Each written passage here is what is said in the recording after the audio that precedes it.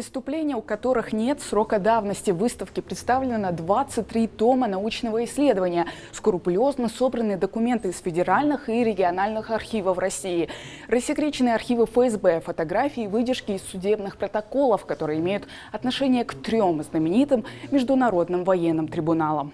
Это Нюрнбергский, Токийский и Хабаровский судебные процессы. Именно во время первого трибунала в официальный документ ввели новый термин – геноцид. Представленные здесь материалы, они, безусловно, интересны, потому что они раскрывают подлинную историю вот этих фактов, связанных против преступлений против мирного населения. Их значимость, в первую очередь, то, что они ранее были малодоступны для исследователей, для широкой общественности. То сегодня они уже благодаря вот этому проекту, а дело в том, что здесь не только выставка, но и в рамках вот этого проекта без срока давности проводилась огромная работа в этих архивах в 23 регионах России, которые находились под оккупацией. В день открытия выставки пригласили студентов исторического факультета. Фотографии, шокирующие истории потерпевших не стали для ребят открытием. Они детально изучали во время учебы преступления нацистов против мирного населения в годы Великой Отечественной. Магомед Хамчиев, магистр 1-го курса ИНГУ, об ужасах в военное время писал еще в своей дипломной работе. Эти документы связаны с списками людей, которые были расстреляны в период оккупации. В каждом регионе и каждой области были такие списки. И сейчас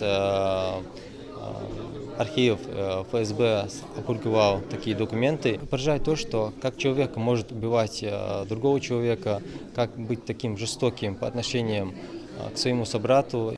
История тяжких преступлений, совершенных на 23 оккупированных регионах. Голод, карательные операции, расстрелы, преступления против детства, убийства больных и раненых в больницах. Так нацисты прибегали к изощренным методам, чтобы уничтожить советский народ. В Белгородской области, к примеру, немцы перерыли тогда парк Гагарина для сооружения окопных линий и траншей, а после использовали место для массовых или одиночных убийств. По некоторым данным, общее количество погребенных в парке памяти достигает 2500 человек. Мне нравится то, что эту тему поднимают, об этом говорят.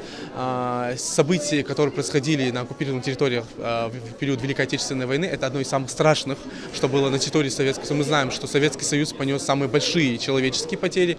Это 13 миллионов мирного населения и 29 миллионов погибших в целом, считая и военных, считая тех, кто угнали в плен, тех, кто погиб в лагерях. Здесь представлены подлинные документы, материалы из архивов, которые подтверждают, юридически обосновывают об этих фактах преступлений, которые совершались на территории нашей страны.